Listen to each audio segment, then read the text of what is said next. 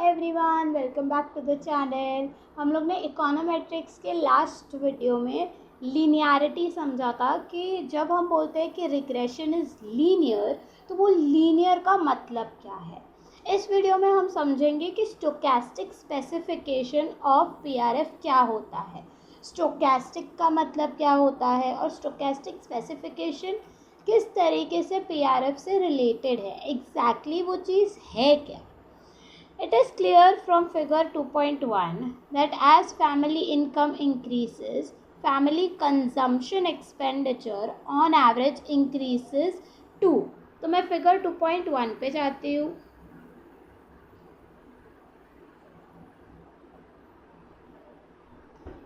ये जो है ये फिगर 2.1 है और आप यहाँ पे देख सकते हो कि जैसे जैसे इनकम इंक्रीज हो रहा है एक्स एक्सिस पे, जैसे जैसे इनकम इंक्रीज हो रहा है एक्स एक्सिस पे वैसे वैसे वीकली कंजम्पशन जो है वो ऑन एवरेज, ये क्या था, ये ऑन एवरेज पॉइंट था, वो ऑन एवरेज इंक्रीज हो रहा है।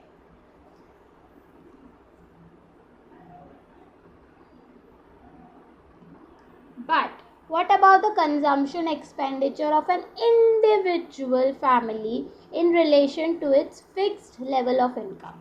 तो जब हम कोई 80 इनकम ले रहे हैं तो एक पॉइंट था वो एवरेज का था, that was conditional mean. But what about the individuals that are there above and below it? जो तीन के चार इंडिविजुअल ऊपर हैं, तीन के चार इंडिविजुअल नीचे, उनका क्या? It is obvious from table 2.1 and figure 2.1 that an individual family's consumption expenditure does not necessarily increase as income level increases. वो इंडिविजुअल जो है वो इंडिविजुअल का इनकम नहीं बढ़ रहा है अगर इनकम बढ़ रहा है, अगर इनकम बढ़ रहा है। Let's go back to that table.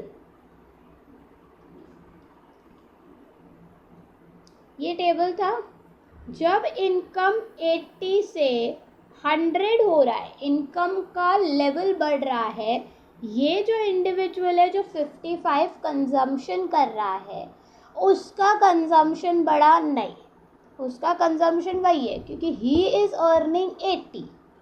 हमने इनकम को बढ़ाया है, 100 इनकम के अंडर कौन से इंडिविजुअल्स आ रहे हैं वो देख रहे हैं। तो क्या वो इंडिविजुअल जो 55 अर्न कर रहा है, let's name it as A, वो ए इंडिविजुअल का कंजम्पशन बढ़ा नहीं। यानी इस फिगर में जो ये पर्टिकुलर पॉइंट है यहाँ पे,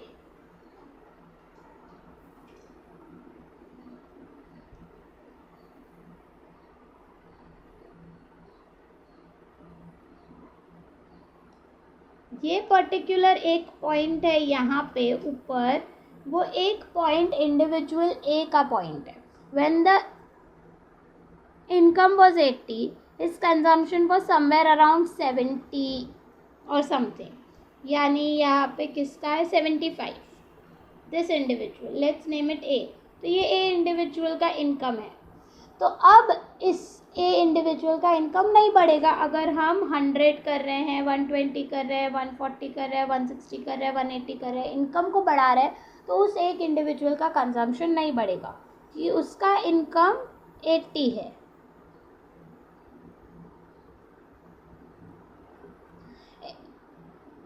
For example, from table 2.1 we observe that corresponding to income level of $100, there is one family whose consumption expenditure is 65. आप वो टेबल में जाके देख सकते हो कि 100 जो इनकम लेवल था उसमें एक फैमिली है जिसका कंजम्पशन एक्सपेंडिचर 65 है। $65 is less than the consumption expenditure of two families whose weekly income is 80. So weekly income ऐसे भी दो फैमिलीज़ है जिनकी वीकली इनकम 80 है, उससे कम है 65। But notice that weekly income is 80, meaning वो जो इनकम लेवल है 80 वो। But notice that average consumption expenditure of families with weekly income of 100 is greater than average consumption expenditure of families with weekly income of $80। तो आप देख सकते हो average जो है, देखो बोल क्या रहा है कि $100 जो है level of income, let me go back to the table. $100 का जो लेवल ऑफ इनकम है उसमें 65 is the individual's consumption expenditure. It is less than 2 people, or let's say it is less than the people earning having the income of 80. ठीक है, consumption expenditure जो 100 income कमा रहा है उसका कंजम्पशन एक्सपेंडिचर 65 है, जो कि कम है compared to even the person who is earning 80. Now we can see that the weekly, here इधर है ना, weekly consumption expenditure on average जो पर्सन 80 कमा रहा है उसका 65 है, but given that there are people here who are spending more, weekly consumption expenditure on average of people earning income 100 is greater than the 80. 80 meaning the people earning 80 उनका average जो है वो 65 and 75.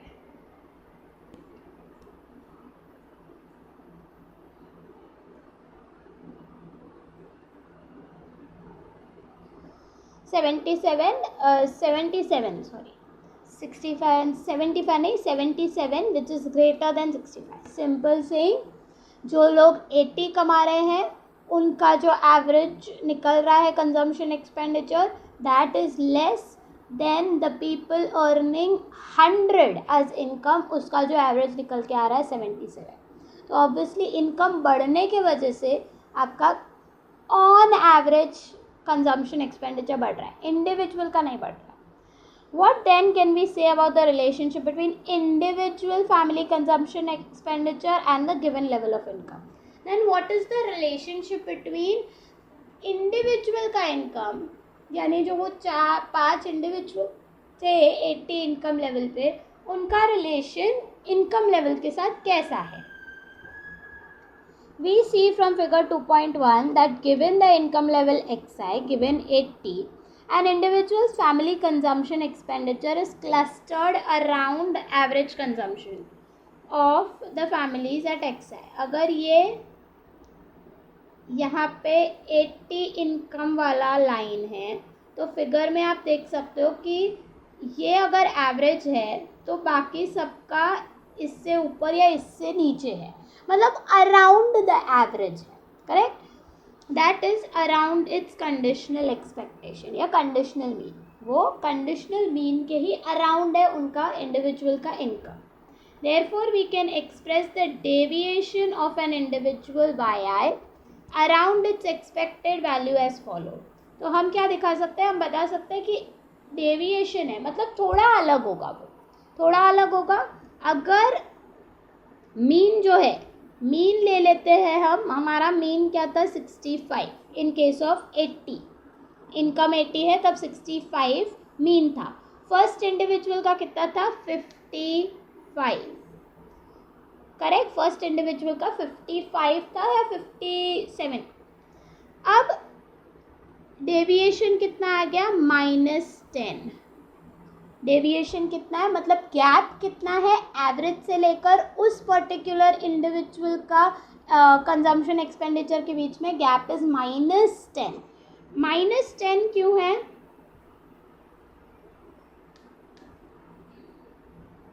या 55. सो -10 क्यों है? क्योंकि एवरेज जो है वो 65 है. हम क्या बोल रहे हैं, ऑन एवरेज 65 खर्चा कर रहे हैं, लेकिन ये जो इंडिविजुअल है वो सिर्फ 55 खर्चा कर रहा है, मतलब वो -10 यानी 10 रुपीज़ कम खर्चा कर रहा है एवरेज के कंपैरिजन में.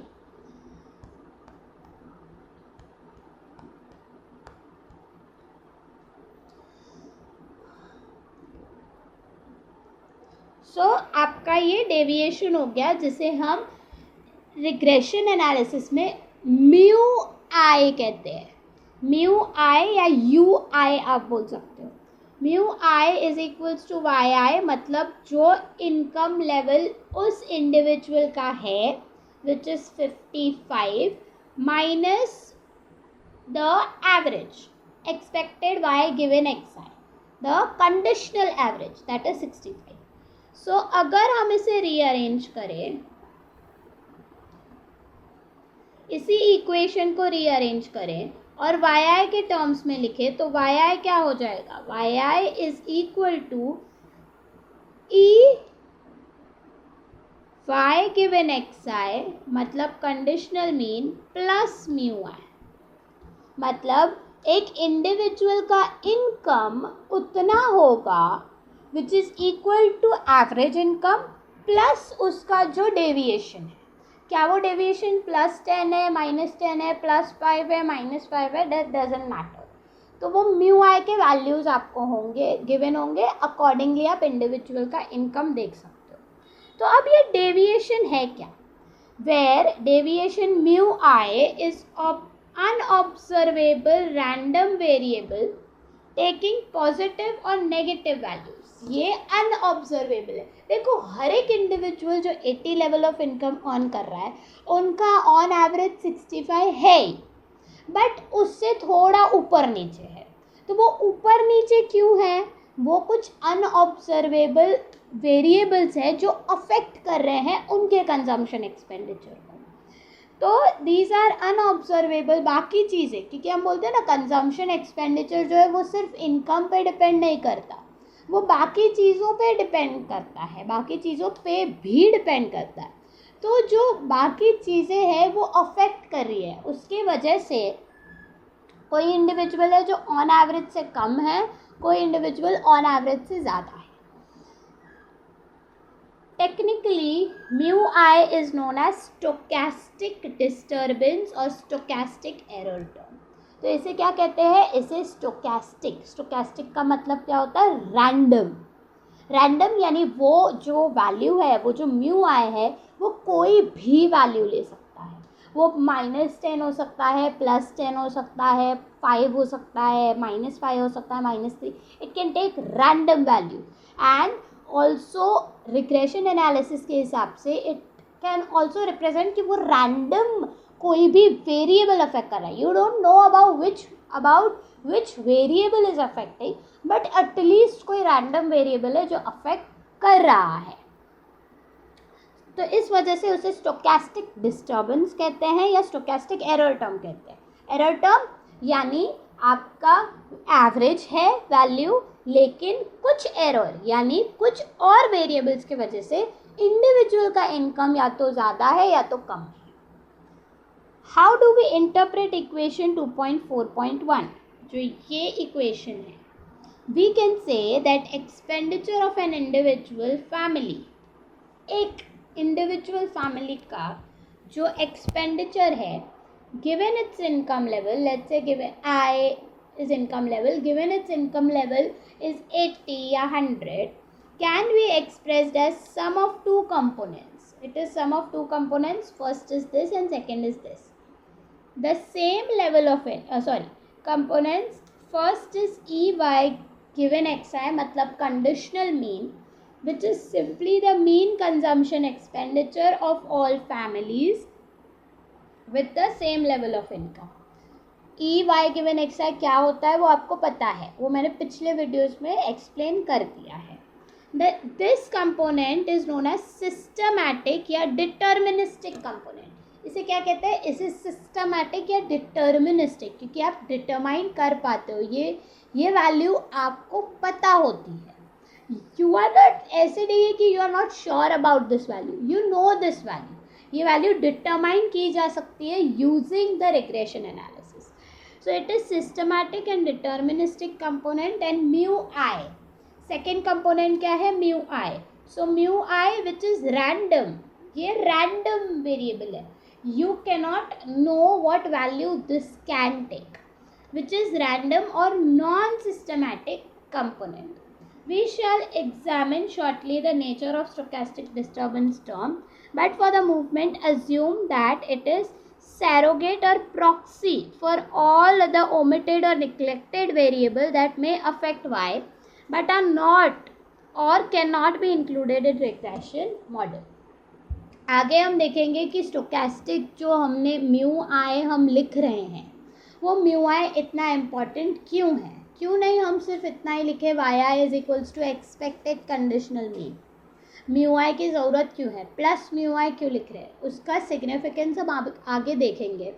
अभी के लिए आप इतना समझो कि जो म्यू आई है एग्जैक्टली वो क्या बता रहा है. हम जब ये चीज़ लिख रहे हैं y i is equals to expected y given x I, मैं अगर इतना ही लिख रही हूँ तो इसका मतलब है इंडिविजुअल का income is equal to the average income. But ये तो सही बात नहीं है. इनकम के अलावा भी एज अ इंडिविजुअल मेरे लिए बहुत सारी और चीज़ें हैं जो मेरे कंजम्पशन एक्सपेंडिचर को अफेक्ट करती है. जैसे हो सकता है मेरा हैबिट हो, या हो सकता है कि इनकम के अलावा प्राइस लेवल है उस कमोडिटी का जो मुझे अफेक्ट कर रहा है. हो सकता है the location where I am staying that is affecting my consumption expenditure.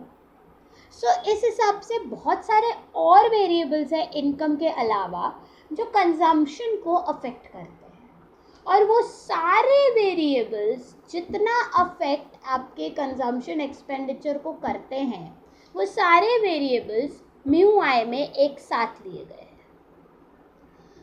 I hope now this is clear कि क्यों हम म्यू आई ऐड करते हैं. ऑन एवरेज से इक्वल हर किसी का इनकम नहीं होता. हर इंडिविजुअल का इनकम ऑन एवरेज से हमेशा इक्वल नहीं होगा. ऑन एवरेज अगर 65 है तो I can not say individual A is also earning 65, individual B भी 65 अर्न कर रहा है, सी भी 65 अर्न कर रहा है, डी भी 65 अर्न कर रहा है. नहीं, सबका थोड़ा बहुत अलग होगा. वो जो अलग का कंपोनेंट है वो हमें दिखाना पड़ेगा कि या तो प्लस होगा, कोई भी वैल्यू प्लस माइनस 10 या प्लस माइनस 5 या प्लस माइनस 3, वो कुछ भी हो सकता है. But it should be there कि आप बता रहे हो कि कुछ ना कुछ अलग है. और ये अलग क्यों है, क्यों नहीं वो इनकम के एवरेज इनकम के इक्वल है. अलग इसलिए कि हर एक इंडिविजुअल के अलग अलग रीजंस हैं इनकम के अलावा कंजम्पशन एक्सपेंडिचर करने के. किसी को प्राइस से अफेक्ट हो रहा है, किसी को लोकेशन की वजह से अफेक्ट हो रहा है, किसी को और रीज़न की वजह से अफेक्ट कर रहा है. कंजम्पशन एक्सपेंडिचर बढ़ रहा है या कम है, ज़्यादा है या कम है. तो वो सारे रीजंस मिल के, बाकी सारे वेरिएबल्स जो है वो मिल के म्यू आई में आते हैं. तो जब भी मैं म्यू आई या एरर टर्म की बात करूँगी तो आप ऐसे ही समझोगे कि वो म्यू आई क्या है, वो वैल्यू है जो हम अगर इनकम का और कंजम्पशन का देख रहे हैं रिग्रेशन, तो इनकम के अलावा कौन सी और चीज़ें हैं जो कंजम्पशन को अफेक्ट करती है. अगर हम प्राइस एंड डिमांड का रिलेशन देख रहे हैं कि that is demand is equals to function of price, तो म्यू आई क्या बताएगा, all other factors that is affecting demand other than price. तो डिमांड के चैप्टर में मैंने आपको करवा लिया है कि कौन से दूसरे फैक्टर्स हैं जो डिमांड को अफेक्ट करते हैं. अगर आपने वो वीडियो देखा है तो कमेंट्स में वो सारे फैक्टर्स मुझे लिख के भेज दीजिए. We shall examine shortly the, okay, this is done. If EY given xi is assumed to be linear in xi, मतलब वो लीनियर है यानी बीटा 1 प्लस बीटा 2 xi है. Linear in parameters. When we are talking about linearity के video में मैंने बता दिया है. आगे चल के रिग्रेशन की बात जब हम कर रहे हैं, हम linearity in parameters की बात कर रहे हैं, यानी बीटा 1 एंड बीटा 2. अगर ई वाई गिवन एक्स आई लीनियर है तो हमारा इक्वेशन इस तरीके से बनेगा प्लस म्यू आई. तो ये आपका रिग्रेशन इक्वेशन है which is PRF. Equation 2.4.2 possesses that consumption expenditure of a family is linearly related to its income plus the disturbance term. Thus, individual consumption expenditure given x is 80, मतलब x अगर 80 है, x यानी income level अगर 80 है, तो उस income level पे individual 1 का इनकम कितना है 55, which is equals to beta 1 plus beta 2 at the level of income 80 plus mu 1. इन सेकेंड पर्सन का कंजम्पशन एक्सपेंडिचर कितना था 60, which is equals to beta 1 plus beta 2 at the given level 80 plus mu 2. वैसे ही third का 65, fourth का 70, fifth का 75 है. Now if we take the expected value of equation 2.4.1 on both the sides, अगर आप expectations लें, यानी ये जो 2.4.1 है, yes here 2.4.1 है, इसको हम एक्सपेक्टेशंस के अंदर डालते हैं. Expectation y given x I, expectations of expectation y given x I and expectation of mu I. अगर हम एक्सपेक्टेशंस के अंदर डालते हैं, यानी मीन ले रहे हैं with respect to X I, so expectation of y given x I is equals to expectations of expectation y given x I plus expectation of mu I given x I. मैंने क्या किया है, simple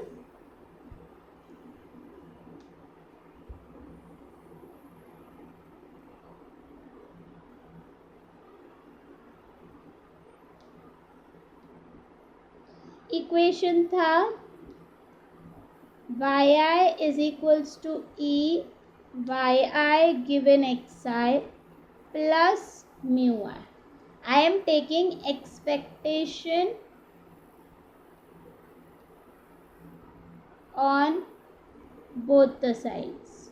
तो जब मैं expectations लेती हूँ तो ये क्या हो जाएगा, expectation of y I given x i is equals to expectation of yi already given xi है plus expectation of इसके लिए mu i given xi.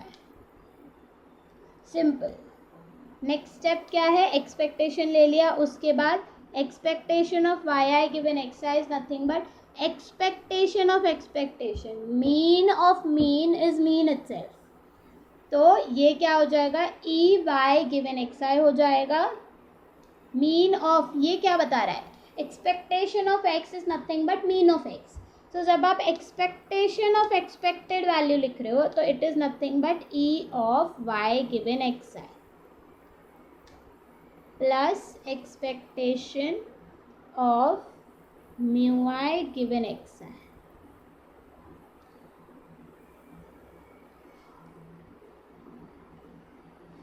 सो आपका e of y given x I क्या हो गया, e of y given x I plus e of mu I given x I, where use is made in fact that the expected value of a constant is constant itself. So either e of y given xi will be a constant number, जो कि क्या है 65. 65 का भी mean आप अगर लोगे तो 65 ही आएगा. Mean of mean is a constant number, mean of mean is itself the mean. ठीक है, सो expected value of a constant is constant itself. Notice carefully that equation 2.4.4 we have taken conditional expectation given xi. We are taking yi given xi over here and we are taking mu I given xi. मतलब conditional mean. Given the level of 80 income, what is the income? What is the error term? That is upon xi. Since ey given xi is same as ey given given xi is same as ey given xi in equation 4.4. So here it is ey, the total income. When I am saying this is individual's income. So when I am saying here, it is rather y given xi and not yi given xi. Here yi नहीं है. What is the difference between e yi given xi and e y given xi? yi given xi is individual का average consumption expenditure कितना है given the income, and e y given xi कितना है all the individuals, या in general consumption expenditure कितना है उन 5 individual का given the income level 80. तो yi में सारे 5 इंडिविजुअल आते हैं. यहाँ पे we are talking about the individual, one individual only. Now since yi given xi is same thing as ey given xi, equation क्या बन जाएगा? इक्वेशन बन जाएगा ये दोनों अगर सेम है, यानी ei given xi is equals to e y given xi. मतलब ऑन एवरेज तो वो 65 ही कंजम्पशन कर रहा है. ये दोनों अगर इक्वल है तो क्या हो जाएगा?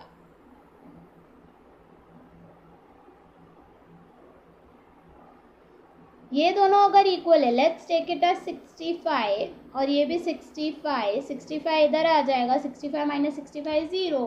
सो ई of mu I given x I is 0. तो आप क्या कह रहे हो? जब आप एरर टर्म गिवन एक्स आई यानी इनकम लेवल 80 पे आप एरर टर्म के जो एवरेज निकालते हो वो 0 आएगा. Thus, assumption that regression line passes through the conditional mean of y, मतलब वो पास कर रहा है कंडीशनल मीन जो वैल्यू है, वो जो इम्पॉर्टेंट डॉटेड पॉइंट्स थे, सी figure 2.0 implies that conditional mean values of mu y conditional upon given x's are 0. मतलब वो बता रहा है जब हम रिग्रेशन प्लॉट कर रहे हैं तो उसमें ऑलरेडी अजम्पशन पहले से आ जाता है कि हमारा जो expected value of mu I given x I है दैट इज इक्वल टू 0. उसमें पहले से ही आप अजम्पशन ये लेके चलोगे, तभी जाके आप रिग्रेशन लाइन वैसे बना पाओगे. From the previous discussion it is clear that equation 2.2.2 and equation 2.4.2 are equivalent form if EYI given XI is 0. 2.2.2 किधर है? हम जाके देखते हैं. 2.2.2 is this. EY given XI is beta 1 plus beta 2 XI, and 2.4.2 is this.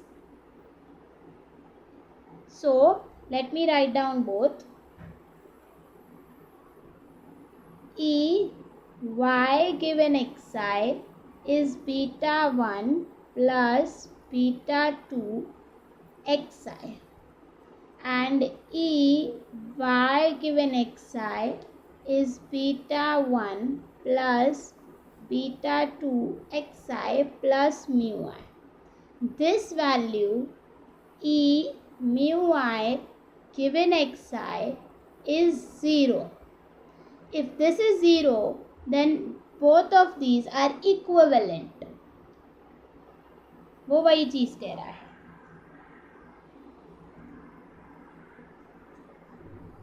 So 2.2.2 and 2.4.2 are equivalent, मतलब equal हो जाता है form if E mu I given xi is 0. But the stochastic specification in equation 2.4.2 मतलब plus mu I has an advantage that it clearly shows that there are other variables besides income that affect consumption expenditure, and that an individual family's consumption expenditure cannot be fully explained only by variables included in the regression model. तो वो जो mu आई है 2.4.2 में, जो कि 2.2.2 में नहीं है, 4.2 में जो प्लस म्यू आई है, वो क्या बता रहा है कि सिर्फ और सिर्फ इनकम पे हमारा कंजम्पशन एक्सपेंडिचर डिपेंड नहीं कर रहा. There are other variables also जिस पे डिपेंड कर रहा है, and those other variables are very important to mention, क्योंकि सिर्फ एक चीज़ नहीं होती जहाँ पे आपका कंजम्पशन एक्सपेंडिचर डिपेंड करता है. There are many other things where your consumption expenditure is dependent upon, ठीक है। तो इस वजह से हमारा म्यू आई वहाँ पे इम्पॉर्टेंट हो जाता है, जो कि 2.2.2 पे नहीं है। 2.2.2 अगर हम कंसिडर करते हैं तो हम ये मान के चल रहे हैं सिर्फ इनकम है जो कंजम्पशन को अफेक्ट कर रहा है। That is not true. Realistically there are many other variables जो म्यू आई में मेंशन होता है।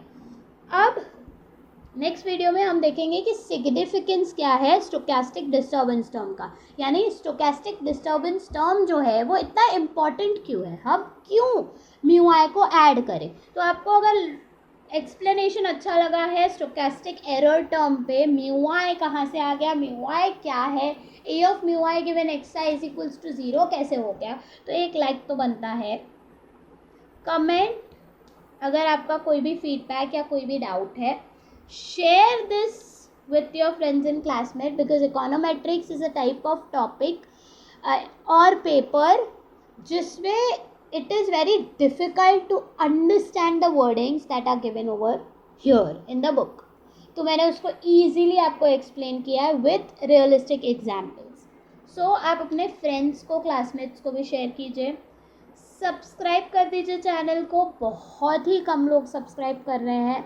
So please do subscribe to the channel, and yes, if you want any online one-on-one classes from me on any papers of economics or any topic also कि exam आ रहा है, सिर्फ एक दो topic है जिस पे हेल्प चाहिए, तो you can contact me on the given number below।